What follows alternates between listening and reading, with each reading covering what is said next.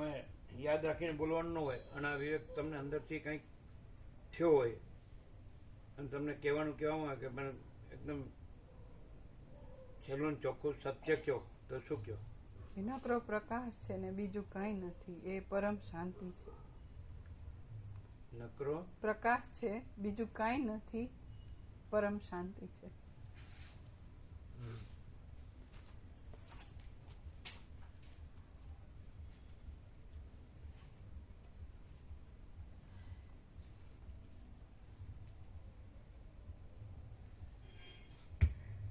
આદ્ય પરબ્રહ્મ સદગુરુ દેવ કી જય. ઓમ શ્રી પરમાત્મને નમઃ. સદગ્રંથોમાં શિરોમણી શ્રી યોગ વાસિષ્ઠ મહારામાયણ નિર્વાણ પ્રકરણ ઉત્તરાર્ધ, પેજ નંબર 1373, 1373, સર્ગ 78મો. પ્રલયકાળના મહાસમુદ્રનું વર્ણન. આ 78મા સર્ગમાં નદીઓના ધોધવા જેવી આકાશમાંથી પડતી ધારાઓ વડે એક સમુદ્ર જ વૃદ્ધિ પામી ચારે તરફ આકાશની અંદર એકાકાર રૂપે થઈ ગયા વિશે વિસ્તારથી વર્ણન કરવામાં આવશે. વસિષ્ઠ બોલ્યા, કળિયુગમાં જેમ ખંડિયા રાજાઓની વૃદ્ધિ થાય છે તેમ પવનથી, વૃષ્ટિથી, બરફથી અને ઉત્પાતોથી છિન્ન ભિન્ન થઈ ગયેલી પૃથ્વીમાં જળના વેગની વૃદ્ધિ થઈ હતી. આકાશગંગાના પ્રવાહમાં પડતી મેઘધારા નીચે પડતા જળના વેગને વધારે પુષ્ટિ મળતી હતી ત્યારે પ્રલય સમુદ્રના તરંગો હજારો નદીઓ મળવાથી વૃદ્ધિ પામ્યા હતા. ક્ષણે ક્ષણે ઉછળ્યા કરતા મેરુ પર્વત તથા મંદરાચલ જેવા જણાતા ભારે તરંગો વડે એ સમુદ્ર પર્વતોની ગુફાઓને સૂર્યના માર્ગ સુધી લઈ ગયો હતો. આમ જળથી સંપૂર્ણ ભરેલો તે પ્રલયાર્ણવ મૂર્ખ રાજાની પેઠે મહામદોન્મત્ત થઈ ગયો હતો. એ સમુદ્રના વિશાળ તરંગોએ પર્વતોના જૂના ઘાસોને તાણી કાઢ્યા હતા. આથી તે ભમ્યા કરતા જળના પ્રવાહમાં તણાતા જતા દેખાતા હતા. ત્યાં ઉછળ્યા કરતા મોટા તરંગો સૂર્યમંડળને ગળી જતા હતા. એ મહાસમુદ્રની અંદર મેરુ પર્વત, મંદરાચલ, કૈલાસ, વિંધ્યાચલ અને સહ્યાદ્રી આદિ પર્વતો જળચર પ્રાણીઓ જેવા થઈ રહ્યા હતા અને જળના સંપર્કથી ગળી ગયેલી પૃથ્વીના ગારામાં સર્પોરૂપી કમળો લીન થઈ ગયા હતા. અર્ધદગ્ધ થઈ ગયેલા વૃક્ષોના વનના સમૂહરૂપી શેવાળથી એ સમુદ્ર સંપૂર્ણ રીતે ભરેલો હતો. ત્રૈલોક્યની ભસ્મ વડે તે વ્યાપ્ત હતો અને ગારાને લીધે ચિત્તને અણગમો ઉત્પન્ન કરે એવી તેની દશા દેખાતી હતી. આકાશરૂપી ગારાની અંદર મોટી પાંખડીઓમાં બીજ રૂપે પામેલા કિરણો વડે પ્રકાશિત થઈ રહેલા 12 સૂર્યરૂપી કમળો બહુ રમણીય દેખાતા હતા. ધારાઓના સમૂહોરૂપી મોટા વાદળામાં કમલિનીના પાંદડા લીન થઈ જતા હતા. એ મહાસમુદ્રના ફીણરૂપી પર્વતોની પાસે ઉન્મત્ત મેઘો ગાજતા હતા.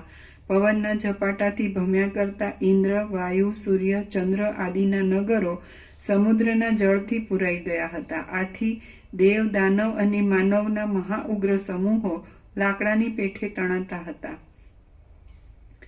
ધીરે ધીરે વધીને એ મહાસમુદ્ર પણ ક્રમે ક્રમે ઠેઠ સૂર્યમંડળ સુધી પહોંચી ગયો હતો.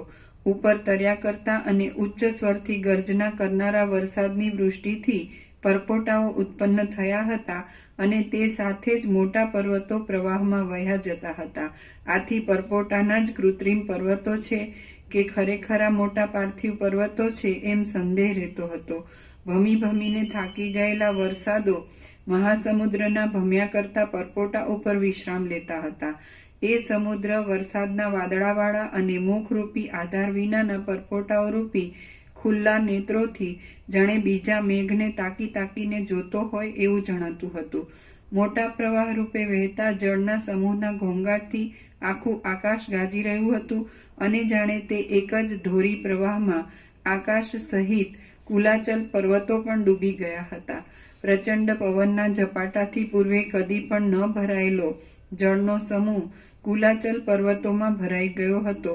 તેથી તેનો મહા ઉગ્ર વેગ કાને સંભળાતો હતો અને તેનો અવાજ ઘોઘરો હતો. બ્રહ્માંડના ભાગોમાં ફરી વળી તેને પાયમાલ કરી નાખી ઉદ્ધત થઈ રહેલો એ પ્રલયકાળનો મહાસમુદ્ર પોતાના પ્રવાહને લાખો યોજન ઊંચો અને આડો પ્રસારતો હતો. ઘાસની પેઠે તરંગોની અંદર હાલક ડોલક થતા પવનોના પાષાણો પછડાતા હતા. પર્વતોના પાષાણો પછડાતા હતા. તેથી સૂર્યમંડળ ખંડિત થઈ જતું હતું. શૂન્ય બ્રહ્માંડરૂપી વિશાળ જળ સમૂહવાળા માળામાં સંતાઈ રહેલા શ્યામ પર્વતોરૂપી જળ કાગડાઓને જાણે સમુદ્ર જળના પ્રવાહરૂપી જાળમાં પકડી લઈ જતો હોય એમ લાગતું હતું. એ સમુદ્ર બીજાઓ મરી ખૂટતા અવશેષ રહેલા ફીણોના પર્વતોના તટો તથા શિખરોમાં પોતાના નગરમાંથી ભ્રષ્ટ થઈ પડેલા અને જળના પ્રવાહમાં થાકી ગયેલા એવા દેવતાઓને સસલાની પેઠે ધારણ કરી રહ્યો હતો. એ દેવતાઓ મરી ગયેલા ને જીવતા મોટા પ્રાણીઓના ડૂબી જવાથી તેમજ તેમના ફરી ઉપર આવવાથી આકુળ વ્યાકુળ થઈ રહ્યા હતા. વળી તરંગોમાં, મગરમચ્છોમાં અને ચકરીઓમાં પ્રતિબિંબ પડવાથી તેઓ સુંદર દેખાતા હતા. ઇન્દ્ર જેમ હજારો નેત્રોને ધારણ કરે છે તેમ એ મહાસાગર વિશાળ આકાશની અંદર વિશાળ આકારને ધારણ કરી રહેલા હજારો જળના પરપોટાઓને ધારણ કરી રહ્યો હતો. શરદ ઋતુના આકાશના જેવા ધોળા અને સર્વત્ર પ્રસરી રહેલા પરપોટારૂપી નેત્રો વડે એ મહાસાગર નદીઓના પ્રવાહ જેવી સ્થૂલ ધારાને વરસનારા તામ્રવર્ણના અને આકાશને પૂરી રહેલા મેઘોને જાણે જોતો હોય એમ દેખાતું હતું. પાંખોવાળા પર્વતોની પેઠે ઉછળ્યા કરતા અનેક તરંગોના સમૂહો વડે સમુદ્ર જાણે પુષ્કરાવર્ત મેઘોનું આલિંગન કરતો હોય એવો જણાતો હતો. ત્રણેય લોકને ગળી જઈ તૃપ્ત થઈ રહેલો એ મહાસાગર પોતાના ઘોંઘાટવાળા શબ્દથી જાણે ગાતો હોય તેમજ મહાઉગ્ર પર્વતોરૂપી કંકણને ધારણ કરી રહેલા તરંગોરૂપી હાથ વડે અને વૃક્ષો વડે જાણે નૃત્ય કરતો હોય એવો દેખાતો હતો. ઉપરના ભાગમાં નદીઓના જેવી ધારા વહેનારા વરસાદો વરસતા હતા. મધ્ય ભાગમાં બળી ગયેલા પર્વતો હતા અને નીચેના ભાગમાં એ સમુદ્ર પૃથ્વીને ધારણ કરી રહેલા તથા ગારામાં પેસી રહેલા દિગ્ગજો વડે વીંટાયેલો હતો. વળી નીચે પૃથ્વી ન હોવાથી તેનો છેડો જ આવી શકે એવું ન હતું. નિરંતર પડ્યા કરતી ધારાઓરૂપી ગંગાના પૂરમાં તણાતા જતા પર્વતોના શિખરો, ફીણો અને પરપોટાઓ ક્ષણમાં ડૂબી જતા અને વળી પાછા ક્ષણ માત્રમાં બહાર દેખાતા હતા.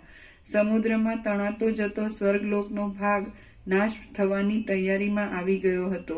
તેથી તેની અંદર રહેનારા દેવતાઓરૂપી હંસો આક્રંદ કરતા હતા. ત્યાં એ સમુદ્રનો અંદરનો ભાગ પ્રવાહમાં તણાતી જતી વિદ્યાધરીઓના સમૂહરૂપી કમલિનીઓથી બહુ સુંદર દેખાતો હતો. એકાકાર થયેલા મહાસાગરના જળના પૂરો મોટો અવાજ કરવા લાગ્યા હતા તેમજ ત્રણેય લોકના સર્વ ભાગો સંહારવા માંડ્યા હતા. એકાકાર થયેલા મહાસાગરના જળ પૂરો એકાકાર થયેલા મહાસાગરના જળ પૂરો મોટો અવાજ કરવા લાગ્યા હતા તેમજ ત્રણેય લોકના સર્વ ભાગો સંહારવા માંડ્યા હતા. હા છે ને હો જોઈએ.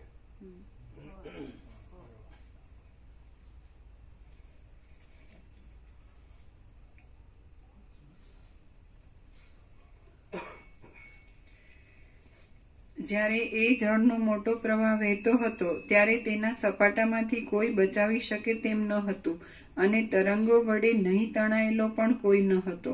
કેમ કે કાળે પોતાની દાઢમાં લીધેલા પુરુષોની રક્ષા કરવા કોણ સમર્થ છે?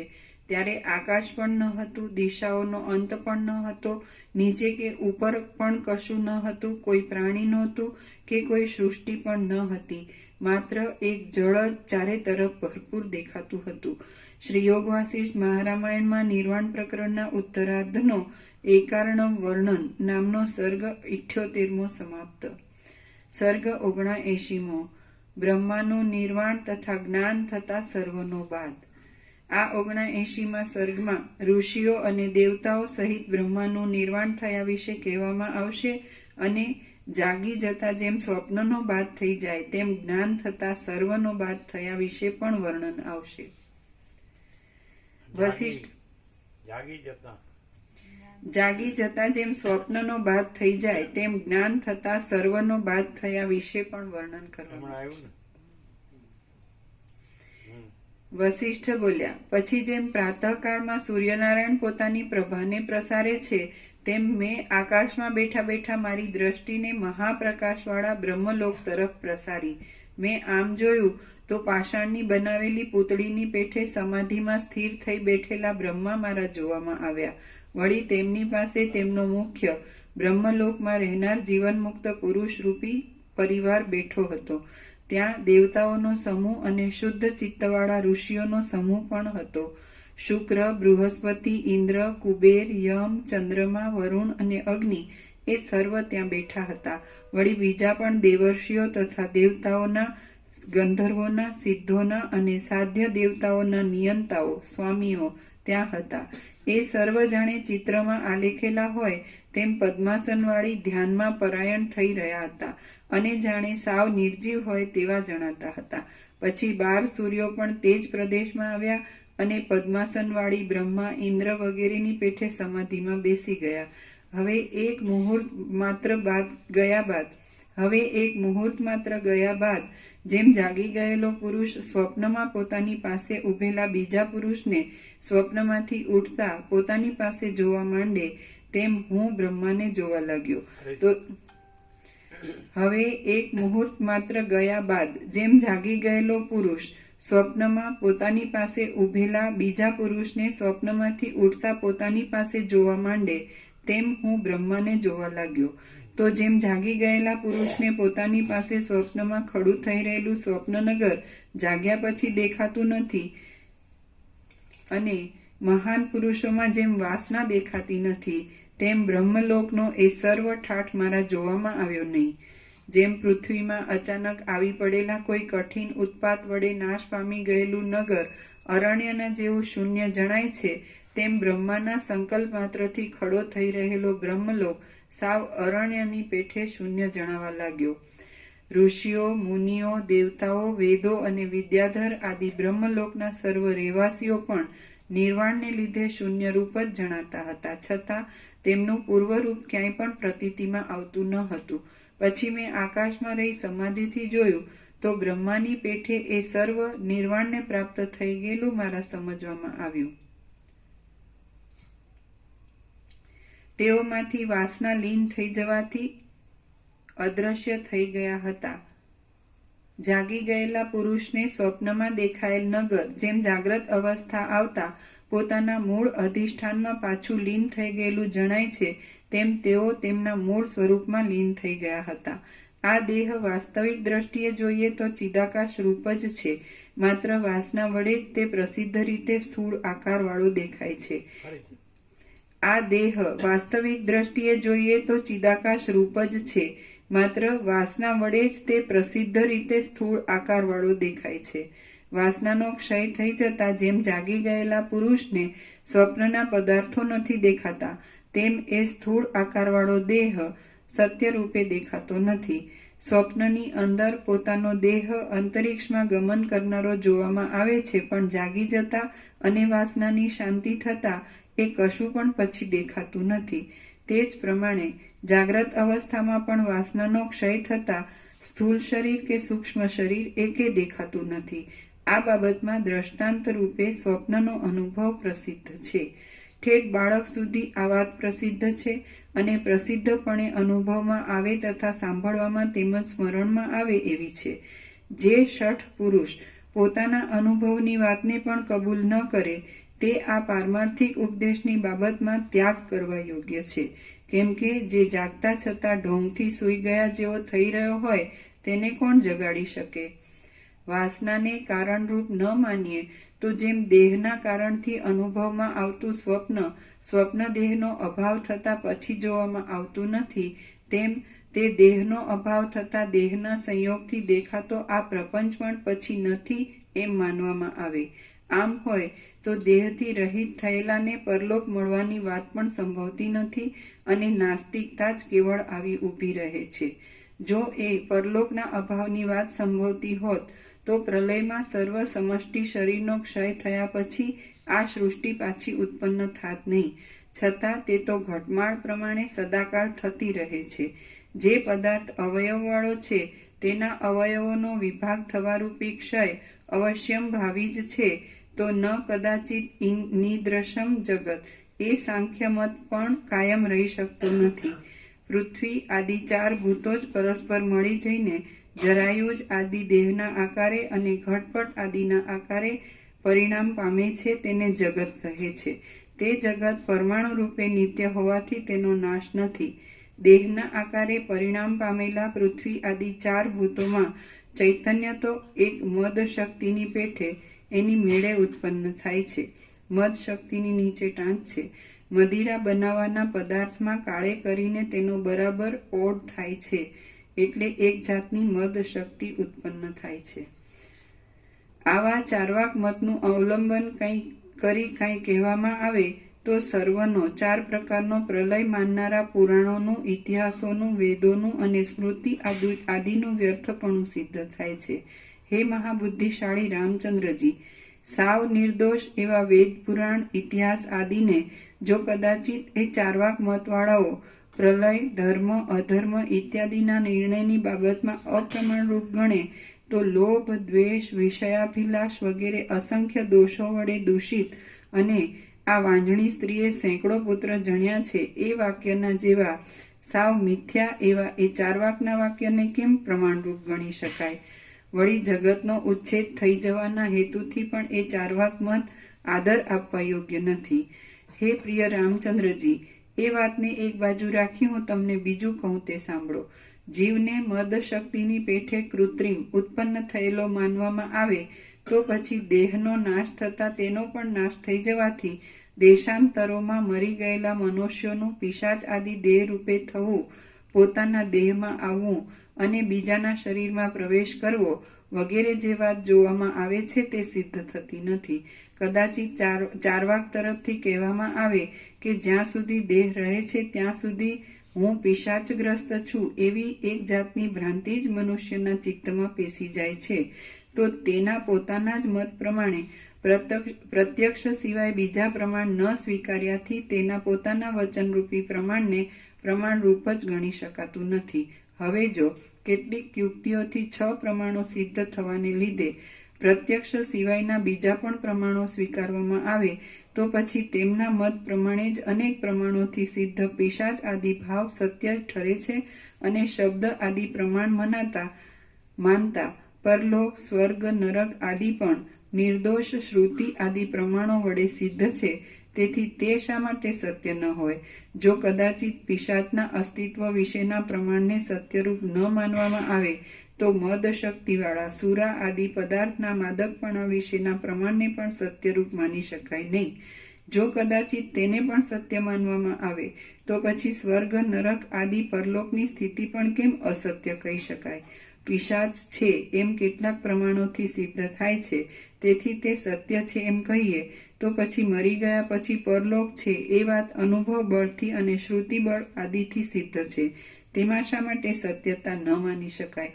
પિશાચના વળગાડવાળા પુરુષને પોતાના દેહમાંથી કાકતાલીયની પેઠે અકસ્માત પિશાચની પ્રતીતિ થઈ આવે છે, તેને જો પ્રમાણરૂપ માનવામાં આવે તો પછી અતિ પ્રબલ શ્રુતિ આદિ પ્રમાણો વડે સિદ્ધ એવી પરલોકની પ્રતીતિ નથી જ એમ કેમ કહી શકાય? કાકતાલીયની નીચે ટાંચ છે, કાગડાનું બેસવું ને તાડનું પડવું જેમ અચાનક બને છે તેમ. સાક્ષી ચૈતન્ય અંદર જે પદાર્થને જેવા જેવા રૂપે કલ્પે છે તેવા રૂપે જ તેને અનુભવે છે, પછી તે ભલે સત્ય હોય કે અસત્ય હોય. આ વાત અનુભવથી જ સિદ્ધ છે. જો મરી ગયા પછી પરલોક છે એ વાત યથાર્થ જ છે તો પછી દેહ વિદ્યમાન હોય ત્યારે જે દેખાય અને જે અનુભવાય તે જ સત્ય અને દેહ ન હોય ત્યારે તેની પછવાડેની વાત અસત્ય એમ કેમ માની શકાય? ચિદ્રૂપ આત્મા સદા સત્ય છે અને તે નામ રૂપાત્મક પ્રપંચની પહેલા નિત્ય સિદ્ધ એવા પોતાના પ્રકાશમય સ્વરૂપને જ અનુભવે છે. પછી તે વાસનાના કારણરૂપ આતિવાહિક દેહને દેખે છે અને પછી જ આ દેહ આદિ ભ્રાંતિ તેના જોવામાં આવે છે. વાસનાનો ક્ષય થતાં આતિવાહિક દેહનો ક્ષય થઈ જઈ દ્રષ્ટા, દ્રશ્ય અને દર્શન એ ત્રિપુટી રૂપી રોગ નાશ પામે છે. પણ જો એ વાસનાનું અસ્તિત્વ હોય તો આ સંસારરૂપી પિશાચનો ઉદય થાય છે. પ્રથમ તો બ્રહ્મને એકોહમ બહુશ્યામ એમ સંકલ્પ સ્ફુરે છે, પછી તે જગતના આકારે ઉદય પામે છે. ત્યાર પછી ત્રિપુટી દ્રષ્ટા દર્શન દ્રશ્યની પ્રતીતિ થતા વાસના ઉત્પન્ન થાય છે. એ વાસનાની શાંતિ થવી તે મોક્ષરૂપ છે, અને એ વાસનાની સત્તા રહેવી એ સંસારરૂપી ભ્રમનું મૂળ નિદાન છે એમ તમે સમજો.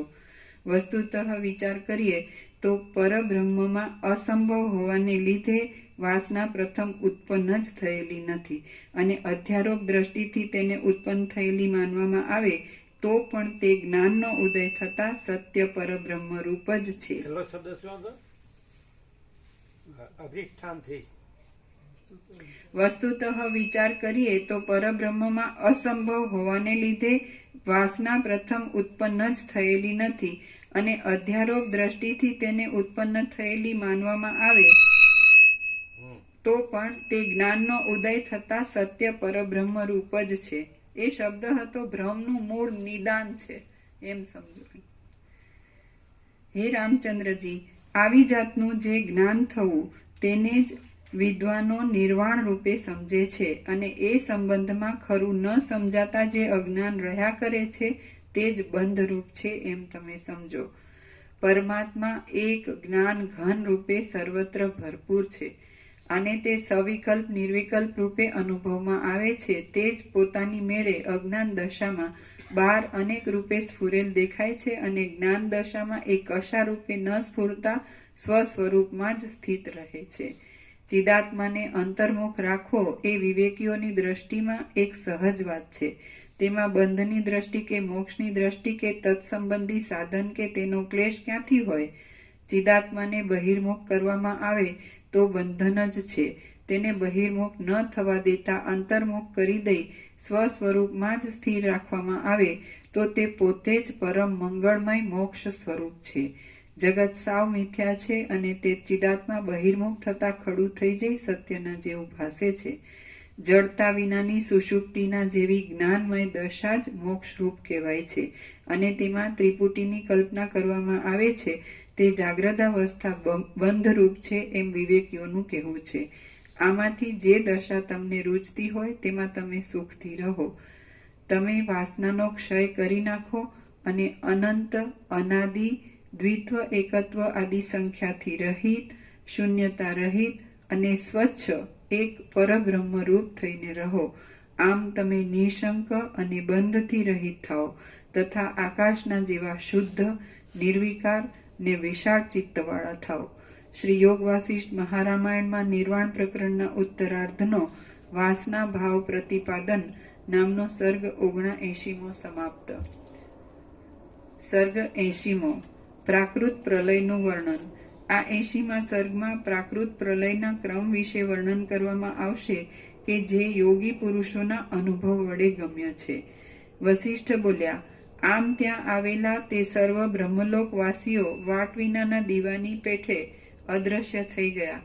બ્રહ્માનો દેહ શબલ બ્રહ્મ સાથે એકતા પામી ગયો, એટલે મહાપ્રજ્વલિત કાંતિવાળા 12 સૂર્યો જગતની પેઠે જ બ્રહ્મલોકને બાળવા લાગ્યા. બ્રહ્મલોકને બાળી નાખીને તેઓ પણ બ્રહ્માની પેઠે ધ્યાનાવસ્થિત થઈ ગયા, અને દિવેલ વગરની વાટવાળા દીવાની પેઠે નિર્વાણ પામ્યા. પછી જેમ રાત્રિની અંદર અંધારું આખી પૃથ્વીમાં ફેલાઈ જાય છે, તેમ મોટા તરંગવાળું મહાસાગરનું એક પૂર બ્રહ્મલોકમાં ફેલાઈ ગયું. જેમ પાકી ગયેલું દ્રાક્ષનું ફળ કેવળ એક રસ વડે કરીને જ પરિપૂર્ણ હોય છે, તેમ ઠેઠ બ્રહ્મલોક સુધી આખું જગત જળ વડે પૂરાઈ ગયું. પ્રલયકાળના સર્વ મેઘો તે મોટા તરંગો સાથે, પર્વતોના સમૂહો સાથે અને આકાશચારી દેવતાઓના શરીરો સાથે અથડાઈને શિથિલ થઈ ગયા, છિન્ન ભિન્ન થઈ ગયા, અને જળની અંદર જ લય પામી ગયા. એટલા વખતમાં મેં પાછી આકાશ તરફ દ્રષ્ટિ કરી તો આકાશમાંથી પ્રકટ થયેલું કોઈ મહાભયંકર રૂપ મારા જોવામાં આવ્યું. એને જોઈ પ્રથમ તો હું ખરેખર ભયભીત બની ગયો હતો.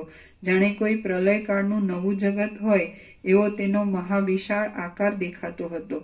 ઠેઠ સૃષ્ટિના આરંભથી પ્રલયકાળ સુધીની બધી રાત્રિઓનું અંધારું એકઠું થઈ મૂર્તિમાન દેહધારી બની ઊભું હોય એવું તે અતિ કાળા રંગનું દેખાતું હતું. વળી તે વિશાળતાને લીધે આકાશને પૂર્ણ કરી રહ્યું હતું. તે લાખો તરુણ સૂર્યોના કાંતિવાળા તેજને ધારણ કરી રહ્યું હતું. 3 સૂર્યોના જેવા જાજ્વલ્યમાન અને સ્થિર થઈ રહેલા વીજળીઓના સમૂહની પેઠે ચળકાટ કરતા 3 નેત્રો વડે તેનું મુખ પ્રકાશિત થઈ રહેલું દેખાતું હતું.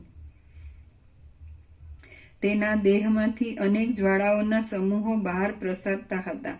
તેને 5 મુખ હતા, 10 હાથ હતા, 3 નેત્રો હતા અને તેના હાથમાં ત્રિશૂલ શોભી રહ્યું હતું. જોકે તે ચાલ્યું આવતું હતું, છતાં જાણે આકાશની અંદર ચારે બાજુ તે પોતાના આકારને ફેલાવી રહ્યું હોય એવું લાગતું હતું.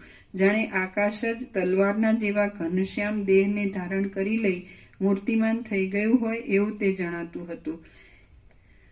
એક અર્ણવથી પૂર્ણ થઈ રહેલા બ્રહ્માંડની બહાર આકાશમાં તે રહ્યું હતું અને જાણે આકાશ જ હાથ પગ આદિ અવયવોની રચના ધારણ કરી રહ્યું હોય એવું જણાતું હતું. પોતાના ભુજબળથી ક્ષીરસાગરને ક્ષોભ પમાડનારા ભગવાનની પેઠે તે પોતાના નાસિકાના પવનના ઝપાટાથી મહાસાગરને પણ કંપાવતું હતું. પ્રલયકાળના મહાસમુદ્રના જળનું પૂર જાણે પુરુષનો આકાર ધારણ કરી રહ્યું હોય એવો તેનો દેખાવ હતો. જાણે વિના કારણે સમષ્ટિ અહંકાર પોતાના સ્વરૂપને મૂર્તિમાન બનાવી પ્રત્યક્ષ આવી ઊભો હોય એમ લાગતું હતું. ત્યાં ઉડવાના આડંબરવાળા પાંખોના સમૂહોથી કુલાચલ પર્વતોનો મોટો સમુદાય ખડો થઈ જઈ જાણે આકાશને ભરી રહ્યો હોય એવો દેખાવ નજરે આવતો હતો. પછી છેટેથી જે ત્રિશૂલ અને ત્રિનેત્ર વડે આ રુદ્ર છે એમ જાણી લઈ મેં એ પરમેશને નમસ્કાર કર્યા. રામ બોલ્યા, હે મહારાજ, રુદ્રનો એવો આકાર કેમ હતો? તેમનું રૂપ કાળું કેમ હતું? તેમની આકૃતિ એવડી મોટી કેમ હતી? તેમને 5 મુખ કેમ હતા? તેમને 10 હાથ કેમ હતા? તેમને 3 નેત્ર કેમ હતા? તે ક્યાં રહે છે? તેમનું રૂપ ભયંકર કેમ હતું? તે એકલા કેમ હતા? તેમને એવું રૂપ ધારણ કરવાનું પ્રયોજન શું હતું? તેમને કોની પ્રેરણાથી એ રૂપ લેવું પડ્યું હતું? એ રૂપ લઈ તેમણે શું કામ કર્યું હતું? આમ જ્યારે ઈશ્વરે રુદ્રનું રૂપ ગ્રહણ કર્યું હતું ત્યારે તેમની છાયારૂપ માયા કેવા આકારમાં રહી હતી? આ બધું આપ કહો. વસિષ્ઠ બોલ્યા, હે રામચંદ્રજી, સમષ્ટિ અહંકારની ઉપાધિને લીધે એ પરમેશ્વર રુદ્રના નામે કહેવાય છે. એ વ્યષ્ટિ રૂપે અનેક અભિમાનવાળા છે અને સમષ્ટિ રૂપે એક અભિમાનને ધારણ કરે છે. મારી દ્રષ્ટિથી દેખાયેલું તેમનું રૂપ શુદ્ધ ચિદાકાશ રૂપ જ છે. એ ભગવાન રુદ્રની આકૃતિ ચિદાકાશ રૂપ છે અને તેમનો વર્ણ પણ ચિદાકાશ રૂપ છે. તેમનું તત્વ વિચારવા જતાં તે માત્ર ચિદાકાશ રૂપ છે.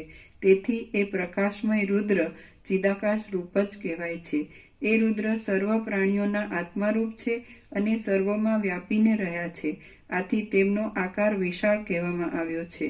પ્રત્યેક શરીરમાં રહેલી અહંકારની 5 જ્ઞાનેન્દ્રિયો એ રુદ્ર અહંકાર રૂપ છે. તેથી તે રુદ્રના 5 મુખ રૂપ છે અને તેમનો પ્રકાશ ચારે તરફ દીપી નીકળે છે.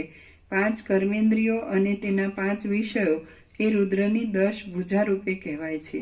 4 પ્રકારના જરાયુજ આદિ શરીરો તેમજ તેની અંદર રહેનારા તે જીવો સાથે બ્રહ્મા શબલ બ્રહ્મમાં લીન થઈ ગયા. એટલે બ્રહ્માએ અહંકારનો ત્યાગ કર્યો ત્યારે તે પોતાના સ્વરૂપને પ્રાપ્ત થઈ ગયો. સર્વ કાર્ય માત્રનો લય થઈ જતા જે એકમાત્ર કારણરૂપ અંશ જ અવશેષ રહે છે તે એ રુદ્રનું સ્વરૂપ છે. પ્રથમ તેની જે આકૃતિ વર્ણવી છે તે વસ્તુતઃ નથી, છતાં તેવી ભાવનાના બળથી ઉપાસકોને વાસના પ્રમાણે ભ્રાંતિ માત્રથી તેમનો તેવો મૂર્તિમાન આકાર દેખવામાં આવે છે. એ મહાસમર્થ રુદ્ર ચિદાકાશની અંદર રહેલા વિશાળ આકાશ અવ્યાકૃતની અંદર તેમજ સર્વ પ્રાણીઓના દેહની અંદર નિરંતર પવનની પેઠે રહે છે. જ્યારે પ્રલયકાળમાં સર્વ પ્રાણી માત્ર ત્યાગ કરી દે છે, જ્યારે પ્રલયકાળમાં સર્વ પ્રાણી માત્ર દ્રશ્યાભાસનો ત્યાગ કરી દે છે ત્યારે તે ક્ષણ માત્રમાં ક્ષોભ પામી ક્ષીણ થઈ જાય છે અને ચિદાકાશ રૂપ ધારણ કરી લઈ પરમ શાંતિને પામે છે.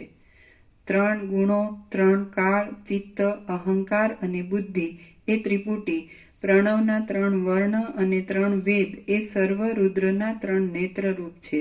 ત્રૈલોક્યરૂપી ત્રિશૂલ તેમણે પોતાની મુઠ્ઠીની અંદર પકડી રાખેલું છે. સર્વ પ્રાણી માત્રના સમૂહોમાં એ રુદ્ર વિના બીજું કશું નથી. તેથી સર્વ દેહોના આત્મારૂપ એ જ થઈ રહેલા છે. પોતે સર્જેલા સર્વ પ્રાણીઓને તેમના કર્મો પ્રમાણે ભોગ આપવો અને અંતે મોક્ષનો અધિકાર પ્રાપ્ત થતા તેવા અધિકારીઓને મોક્ષ આપવો એવો જે તેમનો સ્વભાવ છે તે જ સૃષ્ટિ રચનાનું પ્રયોજન છે. શુદ્ધ ચિદાકાશ અને નિરતિશય આનંદરૂપ પરમાત્માની એકોહમ બહુશ્યામ એવી સંકલ્પરૂપી માયાવૃત્તિ વડે પ્રેરણા થાય છે એટલે તે રુદ્ર પોતાનું કાર્ય કરે છે. પછી માયાથી પ્રલયની પ્રેરણા થાય છે એટલે ક્રમે કરી સર્વ સૃષ્ટિને ગળી જાય છે અને પોતે પણ પરબ્રહ્મમાં લીન થઈ જઈ પરમ શાંતિને પ્રાપ્ત થાય છે. એ રુદ્રનું ખરું સ્વરૂપ તો નિર્મળ શુદ્ધ ચિદાકાશ રૂપ છે અને એ ઈશ્વર રૂપ રુદ્રને જ કૃષ્ણ કાળા રૂપે વર્ણવવામાં આવ્યા છે. એ જ રુદ્ર આ જગતનો પ્રલય કરી દઈ તેને એક સમુદ્ર રૂપ કરી નાખે છે અને સમુદ્રને પણ પી જઈ પુનર્જન્મ ન થવા માટે પરમ શાંતિને પ્રાપ્ત થઈ જાય છે. ત્યાર પછી પણ હું જોવા લાગ્યો તો રુદ્ર પોતાના પ્રાણવાયુના વેગથી એ મહાસાગરને પી જવાનો ઉદ્યમ કરી રહ્યા હતા. ત્યાં તે મહાસાગર રુદ્રના પ્રાણથી ખેંચાઈને વડવાગ્નિની પેઠે અનેક જ્વાળાઓના સમૂહો વડે અંદર આકુળ વ્યાકુળ થઈ રહેલા રુદ્રના વિશાળ મુખમાં પ્રવેશ કરતો હતો. એ અહંકારરૂપી રુદ્ર જ પ્રલયકાળ પર્યંત સમુદ્રમાં વડવાનલ રૂપ થઈ રહી તેના સઘળા જળને પી જાય છે. જેમ જળ પાતાળમાં પ્રવેશ કરે છે, સર્પ પોતાના રાફડામાં પ્રવેશ કરે છે અને શરીરમાં પ્રાણ અપાન આદિ રૂપે 5 પ્રકારે રહેલા વાયુ પ્રાણીઓના મુખના પોલાણમાં પ્રવેશ કરે છે, તેમ મહાસાગરે વેગથી રુદ્રના મુખમાં પ્રવેશ કર્યો. જેમ સૂર્યનારાયણ અંધકારને પી જાય છે અને સત્સંગતિ દોષોને ગળી જાય છે, તેમ એ શ્યામ વર્ણા રુદ્ર ત્યાં આવી એક મુહૂર્ત માત્રમાં જ મહાસાગરના જળનું પાન કરી ગયા. ઠેઠ બ્રહ્મલોકથી માંડી પાતાળ પર્યંત બધું શાંત અને શૂન્ય થઈ ગયું હતું. રજ, ધુમાડો, પવન, સમુદ્ર અને પ્રાણીઓ એ સર્વનો અભાવ હતો. આથી આકાશ એક સરખી રીતે પોતાના સ્વરૂપમાં જ રહેલું જણાતું હતું. હે રામચંદ્રજી, તે વખતે ફક્ત આકાશના જેવા નિર્મળ 4 પદાર્થો જ અચલપણે દેખાતા હતા. તે વિશે હું તમને કહું છું તે તમે સાંભળો. એક તો કાળા રંગના આકાશના જેવા આકારવાળા અને નિશ્ચળ સુગંધની પેઠે આકાશની અંદર નિરાધાર રહેલા રુદ્ર આકાશની મધ્યમાં દેખાતા હતા. બીજો પદાર્થ બ્રહ્માંડરૂપી ઘરનો 7 પાતાળની નીચેનો ભાગ હતો. તે અતિ છેટે દેખાતો હતો અને પૃથ્વી તથા આકાશના તળના જેવો જણાતો હતો. એ ભાગ 3 લોક તથા તેની અંદરના પદાર્થો ભસ્મ થઈ જવાને લીધે અવશેષ રહેલા અને જળ પડવાથી ભીના થઈ ગયેલા તથા કીચડ રૂપે જામી ગયેલા પાતાળ, પૃથ્વી, સ્વર્ગ, પર્વતો અને દેવતાઓના પાર્થિવ ભાગ વડે વ્યાપ્ત હતો. વળી તે ઉપરના પ્રદેશની અપેક્ષાએ કંઈક સ્થૂલ દેખાતો હતો. ત્રીજો પદાર્થ બ્રહ્માંડનો ઉપરનો ભાગ હતો. તે છેટે હોવાથી બરાબર દ્રષ્ટિમાં આવતો નહોતો. તે અતિ સૂક્ષ્મ હતો, તેથી દુર્લક્ષ્ય આકાશના જેવો શ્યામ દેખાતો હતો. ચોથો પદાર્થ તો અનાદિ તથા અનંત બ્રહ્મની જેમ ચોતરફ પ્રસરી રહેલું તે નિર્મળ આકાશ જ હતું. તે છેટે છેટે રહેલા બ્રહ્માંડના નીચેના અને ઉપરના ખંડના વચલા ભાગમાં રહેલું હતું. એ 4 પદાર્થો સિવાય બીજું કશું પણ ત્યાં જોવામાં આવતું ન હતું.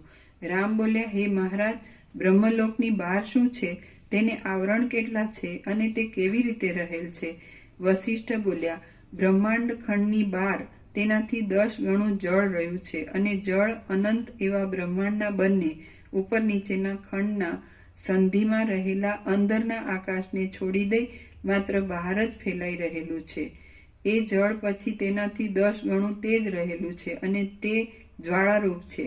એ તેજ પછી તેનાથી 10 ગણો નિર્મળ વાયુ રહ્યો છે અને જળની પેઠે જ પવિત્ર કરનાર છે. એ વાયુ પછી તેના કરતાં 10 ગણું જેવું આકાશ રહ્યું છે. તે આકાશ પછી અતિ સ્વચ્છ, પરમ નિર્મળ, અનંત બ્રહ્માકાશ શબલ બ્રહ્મ રહેલ છે. એ શબલ બ્રહ્મના આવરણવાળા સ્વરૂપરૂપી આકાશની અંદર અનેક જાતના આવરણો છે એમ બીજા તંત્રોમાં બતાવ્યું છે. એ આવરણો એકબીજાથી ઘણે દૂર છે, અનંતરૂપ છે અને તંત્રકારોએ એકબીજાની સાથે સંવાદ થતા પરસ્પર પોતાની બુદ્ધિ પ્રમાણે તેની કલ્પનાઓ કરી કાઢી છે. રામ બોલ્યા, હે મહારાજ, બ્રહ્માંડના ઉપરના ભાગમાં અને નીચેના ભાગમાં એકબીજાથી ઉત્તરોત્તર 10 ગણો વધારે વિસ્તાર છે, તો મોટા આકારને ધારણ કરી રહેલું જળ આદિ શી રીતે રહેલું છે અને કોણે તેને ધારણ કરી રાખેલું છે?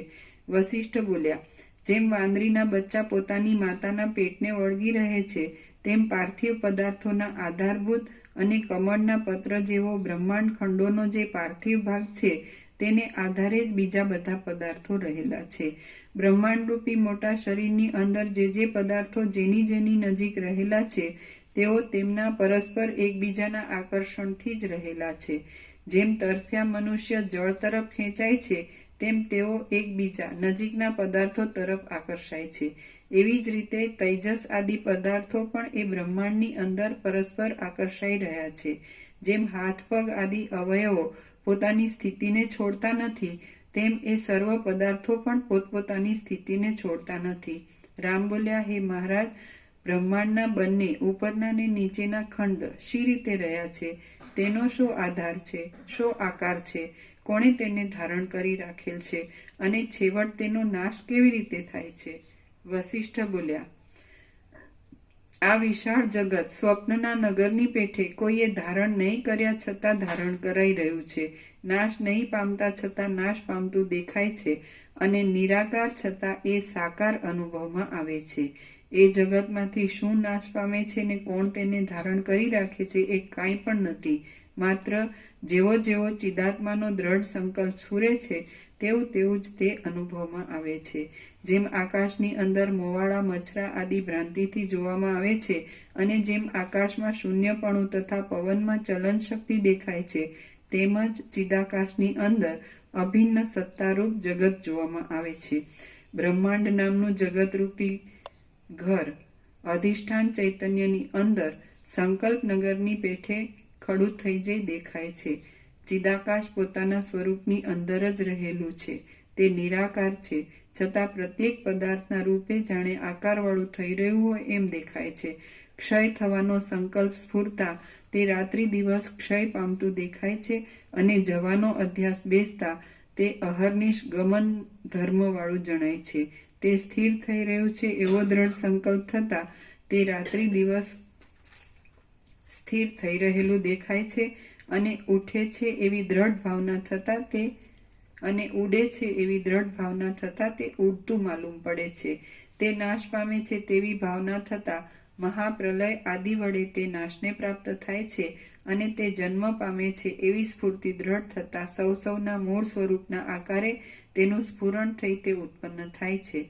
જેમ શરદ ઋતુના આકાશની અંદર દ્રષ્ટિ પડતા તારાઓ રૂપી મોતીઓનો સમૂહ અસત્ય છતાં અતિ સત્ય રૂપે ઉદય પામેલો જણાય છે, તેમજ ચિદાકાશની અંદર ભ્રાંતિ વડે અસંખ્ય જગતો જોવામાં આવે છે. તેમની ગણના કરવાને પણ કોણ સમર્થ થઈ શકે તેમ છે? શ્રી યોગ વાસિષ્ઠ મહારામાયણમાં નિર્વાણ પ્રકરણના ઉત્તરાર્ધનો ભ્રાંતિ માત્રત્વ પ્રતિપાદન નામનો સર્ગ 80મો સમાપ્ત. ઓમ ઓમ ઓમ. પ્રસાદ આપી દો.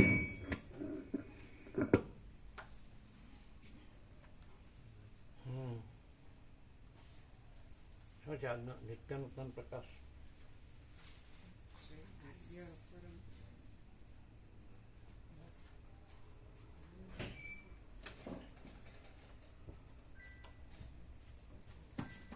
આ બધું પ્રકાશ જ છે. બ્રહ્માર્પણ. તમે શું કહો? અમે કીધું પરમ કૈવલ્ય પ્રકાશ.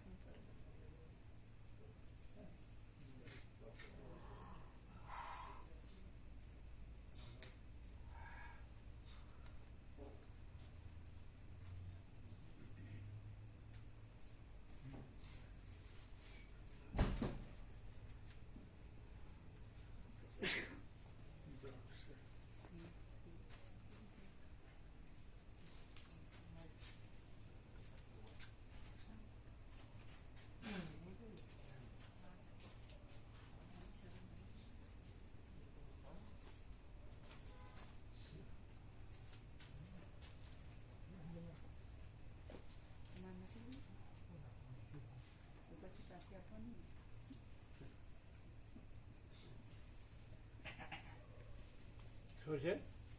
તો એમને મને આપી એટલે મેં કીધું કે સાચવીને રાખવાની. શું છે? દ્રાક્ષ પ્રસાદ. અમારા મોઢામાં ભરાઈ ગયા.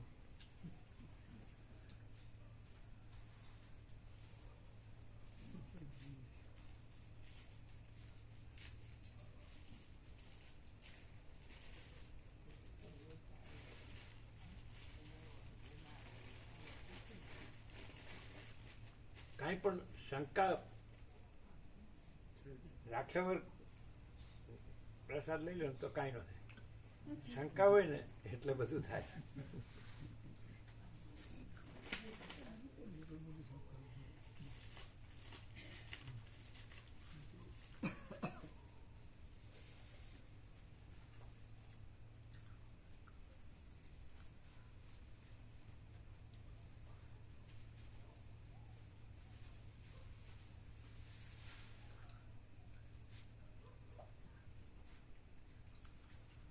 હવે લઈ લો.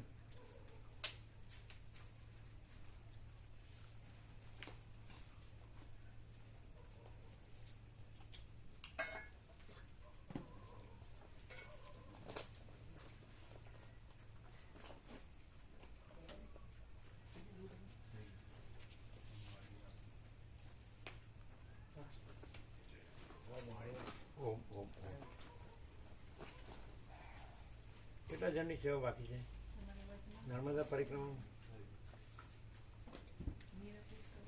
36 જણની આવી. હે? 36 જણની આવી. 36 જણની આવી. 136. અરે 336. 136. એટલે 4 ને 4 ને 100 બાકી. બરાબર.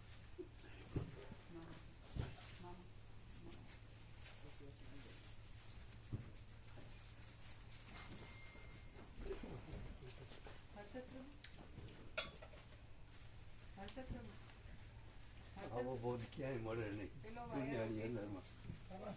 આવો બોધ નહીં મળે તરત જાગૃતિ એમ તરત જ આમ શબ્દ પડે આમ જાગૃતિ.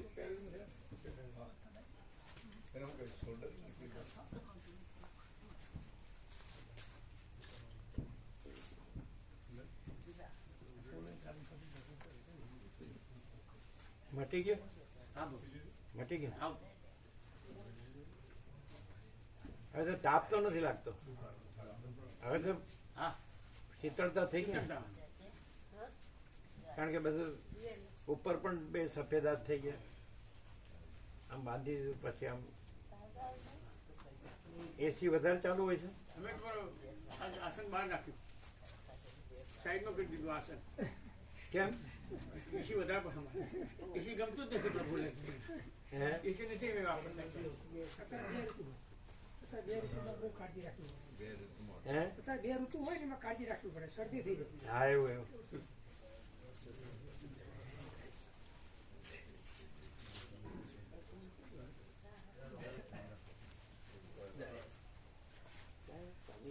કેમ છે તબિયત?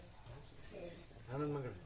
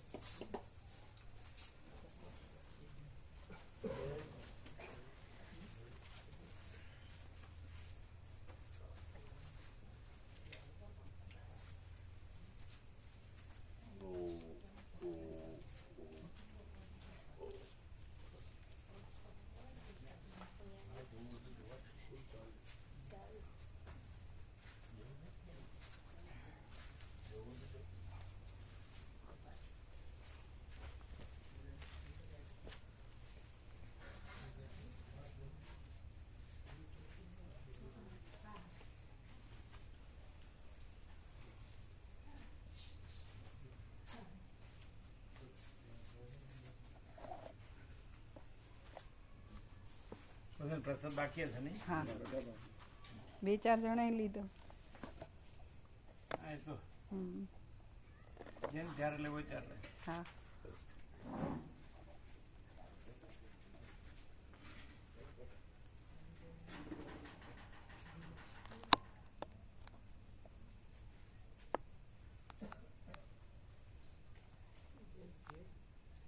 બારે શીતળતા તો રહેતી જ હશે. બારે શીતળતા જ રહે, કારણ કે ઉપર વ્હાઈટ ઓઇલ પેન્ટ થઈ ગયું ને, બે હાથ થઈ ગયા એટલે શીતળતા જ રહે, તપે નહીં. એસી વધારે પડે. વધારે પડતું.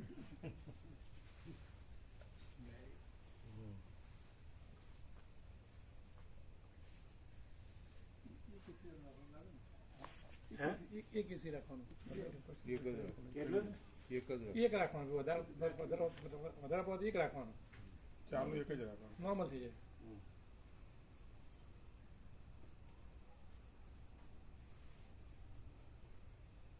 પછી જ કહે છે કે બધું પોતાના હાથની વાત છે.